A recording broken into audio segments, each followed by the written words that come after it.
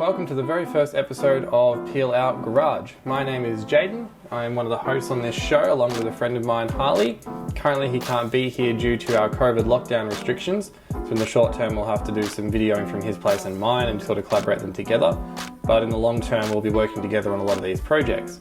Our first project is going to be my 1966 Dodge Coronet. We're doing a driveline upgrade on that. The long-term plan with this car is to take it to Drag Challenge, which is like Drag Week in the States, but in Australia. So for those of you who don't know, it's 5 days, 5 drag strips. You have to drive your car between events there. You have to carry your own tools and spare parts and crew and the whole lot. So we're trying to make this sort of a daily driver that can also then go off and run 12s. That's the goal for this vehicle. So I hope you enjoy the first episode. I'm going to get into some more detail in the next clip about what we're going to be working on, the story behind the car, all that sort of stuff. So yeah, the footage quality isn't the best, but as things progress, hopefully the videos will improve. Alright, so there's probably 3 things that you need to know about me. Firstly, I'm not a filmmaker. Secondly, not a mechanic. Thirdly, I hate LS1 engines. Basically, everyone wants me to use an LS1 engine in the Dodge, this beautiful beast behind me. The reason for that is because in Australia they're easily accessible, relatively cheap, they make decent horsepower for a stock thing. You can turbo them easily, they're a 1 motor boost. Parts are fairly easy to get, and you know, the aftermarket's huge. The 318 Poly that I had, can't get pistons for it, can't get rings for it, can't get intakes for it, can't get heads for it, can't get gaskets for it, list goes on. Basically you just can't get parts for it here. So what I decided to do instead was meet in the middle. I wanted to keep it Mopar, and everyone else wanted me to go for a modern engine. So we're doing a modern Hemi engine out of a 300C. Something a bit different. I know it's probably common in the States. Over here it's not really, no one does it because the Hemis are pretty expensive and the cars are pretty rare still. You don't see that many of them, and you don't see them very wrecked either, so you can't get the engines. But let's just hypothetically say that I would put an LS1 into a Mopar. There would be a few reasons for it. One, in Australia, Mopars are very rare. They don't exist. This one is an import. I've only found 3, I think. One's a 2-door, which has it was gold with a 440 in it, a manual. There's this one, which was imported about, it was 4 years ago or something. Imported as is, as a police car. And then there's another one which looks like pretty much identical to this one, doesn't have the roof numbers on it, and it has police written down the side here. And that one, I don't know how long it's been in Australia for, but that's got a 318 LA motor in it. This one had a 318 Poly, which is my next point, is that the 318 Poly, a lot of people hate them. I actually didn't mind it. I thought it was a nice engine, thought it sounded kind of weird, kind of cool. Liked the look of it, hated how heavy it was though. It took 4 of us to get it out of this, and the thing was just a nightmare to do. But getting parts for those engines is hard in the States. Getting parts for it here is it's just ridiculous. I wanted to get a 4-barrel intake manifold for it, and I looked for a while, couldn't find them for under $1,000, and then you got to get a carburetor for it. And I just had all these issues with it. Needed a timing chain in the end, and even that was a struggle to find. So I looked into rebuilding it, and it was going to be about $10,000. Which is just, couldn't justify it. I mean, could have done it myself. I probably could have gotten parts for around 5 or 6, but then I've still got a 318 that you can't get parts for, and it's only going to make, maybe 300 or 400 horsepower at best, at absolutely best. I just didn't see the benefit in doing all of that stuff to it. So instead, we've gone for a more readily available engine in Australia. So now that I've told you all about my hatred for LS1s, that's definitely not what's sitting on the ground over there waiting to go into the Dodge at all. That's definitely not an LS1, all right? I just want to make that very clear. I wouldn't put an LS1 into a Mopar.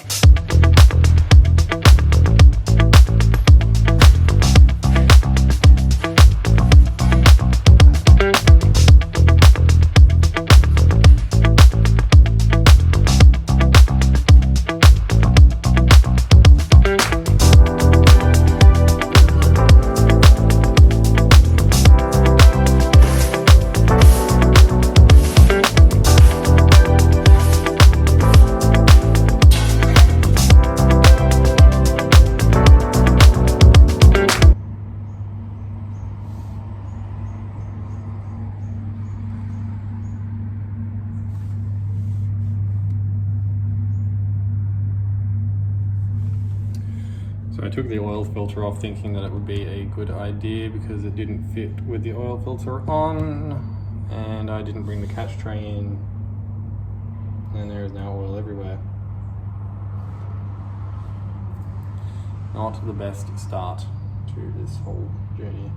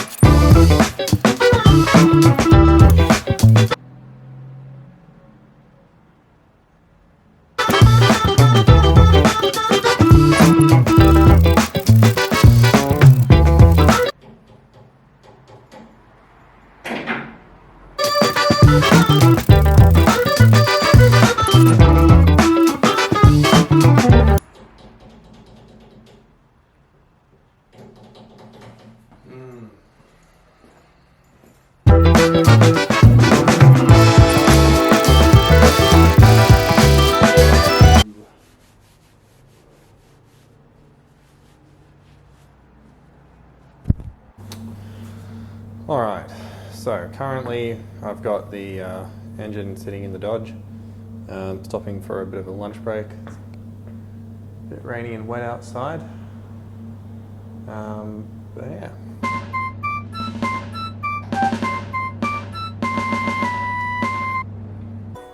Alrighty, so the engine is in the car.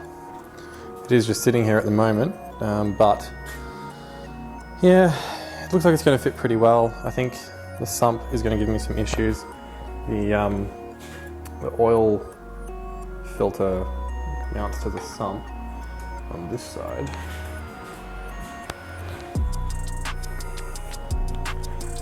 Okay, so how do we get this in here so that you can see it? Just doing this in a bit. Oh, it's really hard to see. Okay.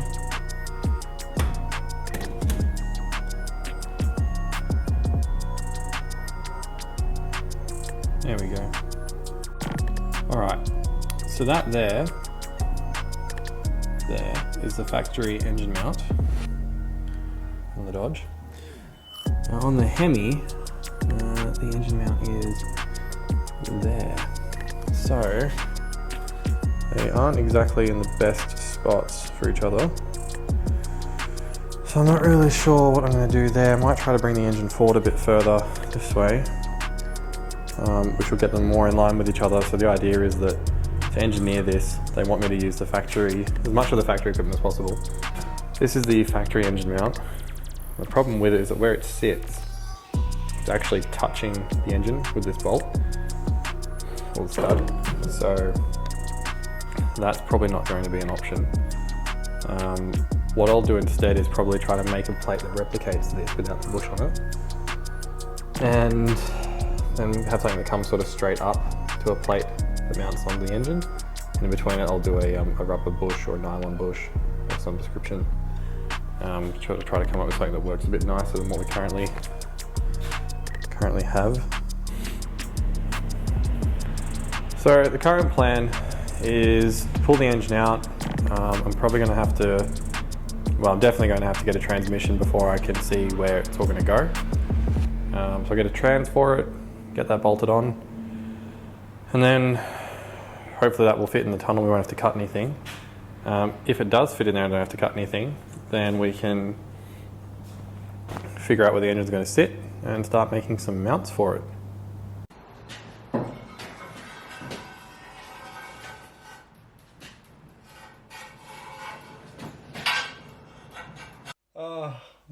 All right, well, that was the first episode of Peel Out Garage. Thanks for watching.